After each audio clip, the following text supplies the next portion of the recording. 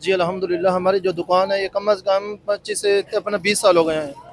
और तकरीबन इसका जो जो टाइम टेबल है ओपनिंग का वो है अपना दिन को 12 बजे ओपन होती है, शाम को 8 बजे ऑफ हो जाती है। और जितने भी हमारे कस्टमर आते हैं हम सबसे यही रिव्यू लेते हैं, आज तक किसी किस्म की कंप्लेन नहीं हुई, क्योंकि हम बिल्कुल सामने बनाते हैं। किसी किस्म की कोई मतलब इशू नहीं होता। बाज़-औक़ात लोग कंप्लेन करते हैं कि आपका अच्छा टेस्ट नहीं है, ऐसा कुछ भी नहीं है।